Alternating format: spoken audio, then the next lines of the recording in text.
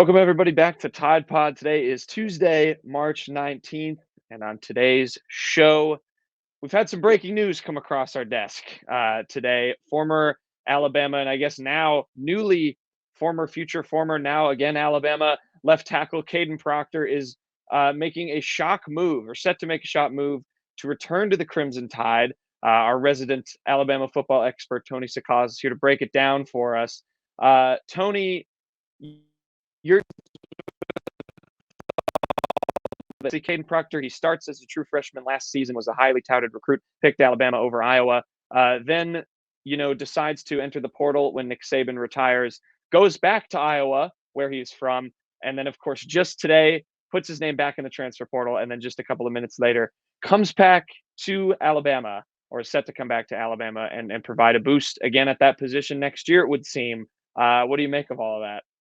Yeah, you missed a couple steps in there. Not only did he go to Iowa, while going to Iowa, he mistakenly reveals that Iowa tampered in the recruiting process, thus causing Iowa to self-report a recruiting violation. And then he still goes back to the place that they tampered. That's just wild. Not in a million years would I have thought Kadyn Proctor would have returned to Alabama. I thought when he went back home to Iowa that was kind of it for him, and that he was going to be set. I mean, he's an Iowa kid, like you mentioned. Thought he was going back to the hometown Hawkeyes, which I mean they were really big in the recruiting process from the beginning. But hearing from a few sources, it kind of just felt like Alabama was home for him. He's got a lot of friends on this Alabama team, and I think ultimately I don't think Alabama itself tampered, but I think maybe he had some swaying from some of his friends still on the team. He's really close with Wilkin Formby. He's really close with a lot of players on the team. And so ultimately he's back, and what a big get it is for Alabama. I know Kadyn Proctor struggled, but Alabama, really didn't have a lot of experience coming back at either of the tackle positions. So now you'd have to expect Kadyn Proctor comes in, retakes, I guess, that left tackle role. And then it's at least one of the tackles answered for, because Alabama's only losing one starter from last year because Kadyn Proctor obviously was one. Yeah, and let's dive into that now. So he is back in the fold, and we can have. I want to get to that later when we end things off, and just a larger conversation about how this is with college football nowadays, and players being able to do these sorts of things with moving teams like this and going back and whatever. But let's go to on the field, like you mentioned. He started last year. You fill that hole kind of with exactly who you had last year, instead of having to go out. We had talked about how they were going to look for a replacement in the transfer portal, needed some help there. Um, how well does this fill the role? Because I know you've written some stuff. Kaden Proctor had his downs last season as much as he was a consistent starter. What's the expectations now that he's back in the fold, and just how big is it for Alabama, given he wasn't the greatest in moments last year. Yeah, well, there's a couple of things that, like, I guess, temper the excitement, right? I mean, it's not like he's coming back to an offense that he knows. He's going to have to now learn Alabama's new scheme under Chris Kapilovic, and and also their offense under Kalen DeBoer and Nick Sheridan. But he's going to be familiar with the surroundings at Alabama, and he's that will probably help. Also, he's got a year of starting under his belt. He's used to the SEC level of play. So all that will help.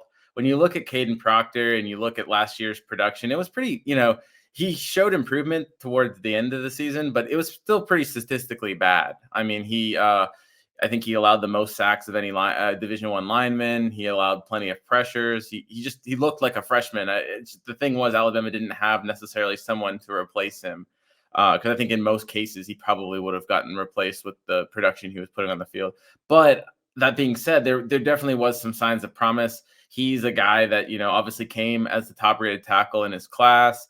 I think there definitely is a player there. He just probably wasn't ready year one. And one of the encouraging things I heard through a source today was that he's dropped a significant amount of weight. And that was always the problem with Kadyn Proctor, was he's kind of winded. He wasn't really in game shape. He needed to lose about 20, 30 pounds. Well, I don't have an exact weight, but I was told that he's lost a significant amount of weight. I think that's going to be very important especially in this offense where tackles and guards are called to pull or just be athletic in terms of in terms of pass blocking. And so that's definitely something that Kadyn Proctor is going to need to work on. But when you look at this move, I think you have to be optimistic from an Alabama standpoint. I mean, I don't really know of a tackle in the portal that was going to be as good as what Kadyn Proctor can be next year. You'd have to think he's going to improve. If he just plays if he improves even slightly on the performance you got at the end of the season, not at the beginning, but the end, I think that's probably serviceable. But he's a guy that he's got all the talent in the world. So if he's able to adjust and like I said, he's coming in, he knows the SEC, he doesn't have to get used to SEC speed. If he really, his ceiling is super high, and then you pair him with an interior offensive line with he's next to Jaden Roberts again, and you got Tyler Booker, and it really gets or is he next to? Yeah, I got that mixed around, but he's next to Tyler Booker, and you've got Jaden Roberts, and you've got Parker Brailsford or James Bruckmeyer. Like, you've got a really good interior offensive line.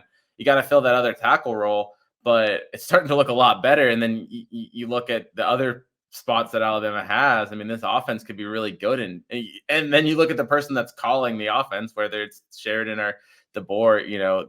They know how to call a successful offense. So it could be a really exciting product in Tuscaloosa this fall. No doubt. I think the pass pro, you make some good points there, but with the ceiling, I think, the sky could be the limit if he really does kind of embed in that year two, and getting you're never going to get a player in the portal, like you said, with the experience that he got last year. So it's a question of improving on those numbers. The rest of the offensive line, like you just mentioned, it was obviously, the holes were pretty gaping up until Kadyn Proctor came back from that exterior outside or offensive lineman kind of perspective. I know, when you've been at practice, you've seen guys like Willikin Formby, Elijah Pritchett, that now that role at right tackle is kind of opened up. Does Elijah Pritchett kick out there? Does Willikin Formby have a role on this offensive line? What is, as of now, assuming Kadyn Proctor does claim that left tackle spot like he had last year, what is the offensive line look like on game number 1 for Alabama? I think right now the current expectation would be that you'd move Elijah Pritchett to right tackle. I mean, that was always going to be the plan, or that was originally the plan. I think, according to most people felt like that was going to be the thing when, before Kadyn Proctor was the transfer. So you would expect him to be the right tackle. Then again, I'm kind of encouraged from what I've heard about Wilkin Formby. He's a big guy. He's athletic for his size, and where Elijah Pritchett's a little bit heavier for his size, it could be a case of maybe Wilkin Formby fits this offense better than Elijah Pritchett. Elijah Pritchett's a top-rated tackle in his class as well. He's just a year older than Kadyn Proctor, but he's struggled to beat out Kadyn Proctor, and he's kind of had his ups and downs both on and off the field. It'll be interesting to see if Wilkin Formby competes for that right tackle spot. I wouldn't necessarily write Elijah Pritchett into that right tackle spot just yet. I would put him as the favorite. I'm not going to go outrageous and say that I think Wilkin Formby's in the lead or anything, but I wouldn't count Wilkin Formby out. I think on that left tackle spot, I don't think Kadyn Proctor comes back if he feels like he's not going to be the left tackle again. So I'm pretty sure you have that one pinned down. But when you look at it, I mean, even though you had Elijah Pritchett, who was a talented guy coming in, and he's a redshirt sophomore this year, he was still a huge question mark at that left tackle spot. And to a certain extent, Kadyn Proctor is a huge question mark, right? But at the same time, I think he's less of a question mark, and then now you have more options. And one of the things that Alabama has really struggled, or not struggled with, but one of the things that you could look at and maybe put a red flag about this team at several spots is that depth. And if you look at it, with an extended playoff, there might be more games this season. Alabama's not deep at a lot of spots. So having an extra guy at the tackle position, if you were going to head into the spring, with Wilkin Formby as your right tackle, if that was going to be the case and you felt okay with that, well, now you might have 6 offensive linemen that you're comfortable with instead of 5. And, that's always big. So you can never have too many bodies up front, and getting a guy that started on your team, talk about not only the familiarity he'll have with the level of play that he'll play. He's also, when you talk about gelling with this offensive line, well, he doesn't have to gel with this offensive line. He's already done it. He's friends with these guys. He knows what it's like to line up next to him. And so all that stuff, can't be overstated. But it's an interesting move. It's I'm still wrapping my mind around it because I was not expecting it. When I saw that report, I was, when I first saw the report and I didn't read it and it just said that Kadyn Proctor was, going to the portal, I was like, wow, again, and then you read it and you find out that Alabama was in play, and then that came together really quickly and we were able to confirm it. It's just wild. I was not ready. I was not thinking about this. Yeah. At one point today on Tuesday, I thought, geez, I have nothing to do. I got to go, got to be productive today. And then, you had the Ryan Day, Seth McLaughlin comment. And then you had, Kadyn Proctor, and all of a sudden it's a busy Tuesday afternoon. But at one point today, believe it or not, I thought, man, this is a really slow day. It's kind of boring. Thus is the life of a beat reporter, especially covering Alabama. Yeah, you mentioned the question mark. I'd much rather my question mark have 14 starts, with that team he's now set to play for under his belt than a transfer you're bringing in. And you mentioned the depth. You mentioned some of these other areas. So of course, looking at an offensive line that was going to be a big need, and now you've kind of filled it with Proctor coming back, basically a de facto, returnee and a huge bonus. Where does Alabama have to look now? Of course, Kaden Proctor, I believe, can't join the fold until the transfer portal technically opens in April. And when that portal opens, they're going to be targeting some other positions. Where does Alabama look now? What becomes priority number one here for the Crimson Tide the rest of the spring? Yeah, you're right about Kadyn Proctor. Now he can play for Alabama next season. Obviously, Hmm. we didn't. We've been talking about this. He is eligible to play for Alabama. So if slash he is going to join Alabama, he will be able to play in the fall. But he can't come until basically after spring camp, because the transfer window doesn't open up until the 15th of April. Alabama's camp will be over by then. So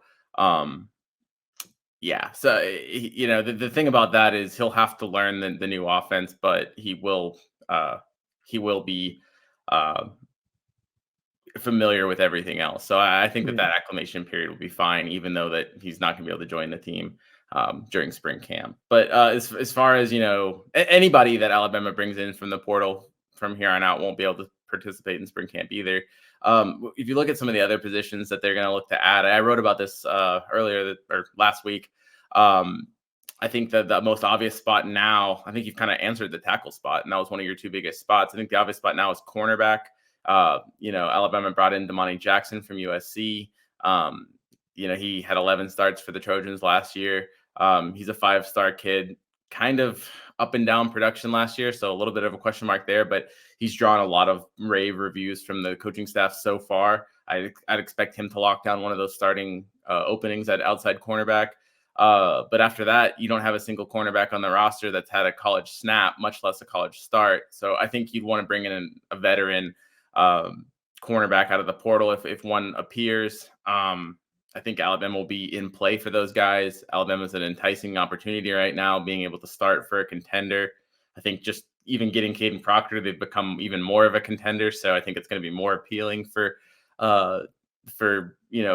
recruits in the portal. So I think that's a position Alabama will heavily target. You're going to want to get a veteran guy that you feel comfortable with, that, not to say that like maybe a Jalen Mbakwe or a Xavier Brown or a Zay Mincy can't play cornerback,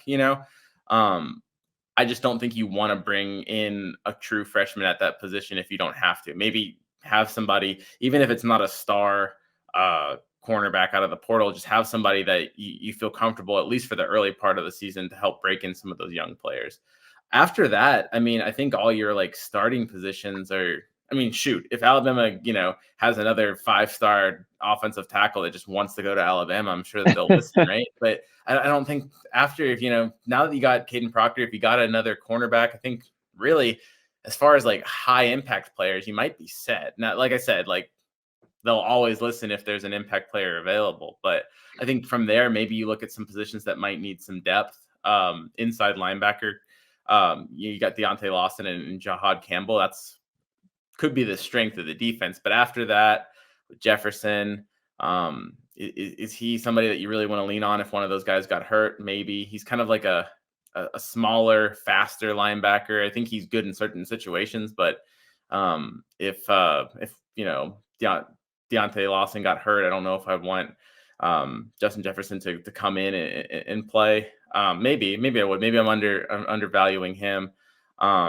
You got Jeremiah Alexander, who's a bigger body, but was playing outside linebacker last year, and so he's kind of like another guy that, like, do you want him coming in? So I don't know, maybe an experienced middle linebacker that's okay with being a backup, something equivalent to maybe like a Tresman Marshall, which they had last year that they're losing. I think that would be, if you could luck out and get something like that, maybe. And then, like, it's going to be really interesting with the quarterback position too. I mean, Alabama currently they're in great shape right now at quarterback. They've got 4 really capable quarterbacks, but you talk about the window opening after spring camp. Are some of these guys going to realize their spot on the depth chart? Are they going to leave? If multiple quarterbacks leave, you might have to add another quarterback just for a depth piece, just for a body. And so maybe you're looking for a veteran that's okay with coming in and being a bench player. Interestingly enough, Garner Minshew was going to be that for Alabama at one point.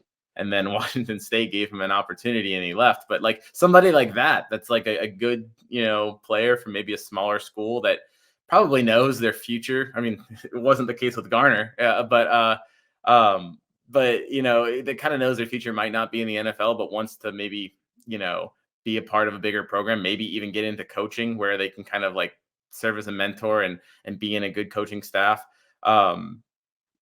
I think that could be a move that Alabama looks for if the dominoes fall, right? If they have multiple transfers, that might be something they look at as well. Yeah, definitely things to look after because there are some other question marks as we've alluded to already on this team that they might just fill out depth wise. But certainly the big one has been answered, literally and hypothetically, with Kadyn Proctor coming back into the fold.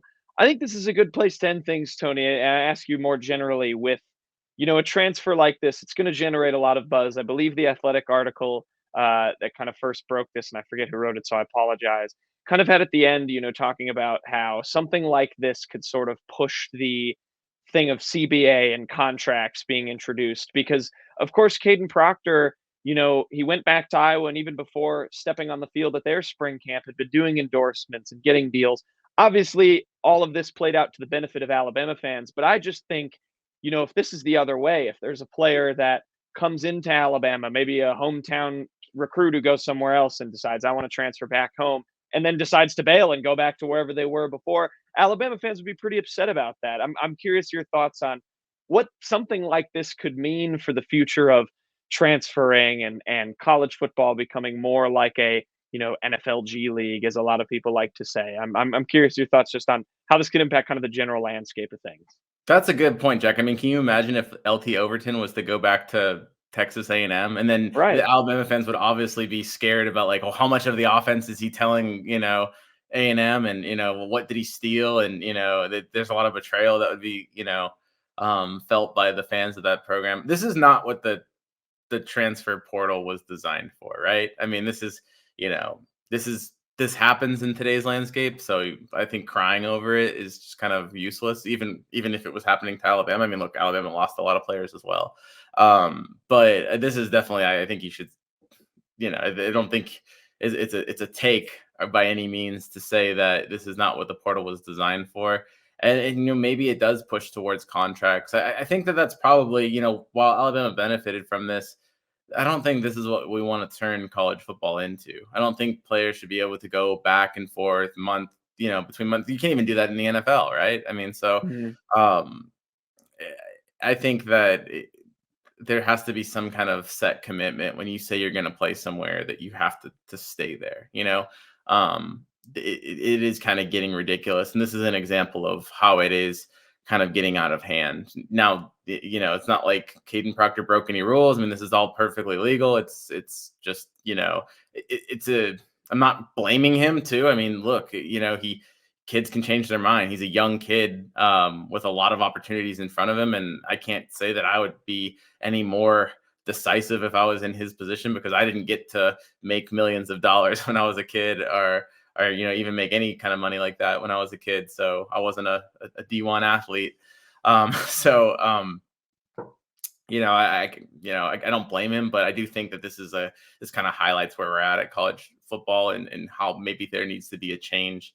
And I think there probably will be a change, whether it's contracts or some kind of players union or something like that. But I think players need to be kind of held more accountable for their decisions, because I mean, imagine how tough this is for Iowa now that was like did everything. They thought they were going to get this offensive lineman. They're probably planning for Kadyn Proctor, and now all of a sudden, like those plans are a wash. That's tough. That's tough for any organization. Especially, you wouldn't think that the transfer that you just got would be leaving. I mean, obviously any roster right now could lose someone to the transfer portal, but you don't you typically think that the people that you've recently brought in will at least be part of your plans, but I guess that's not always the case as well.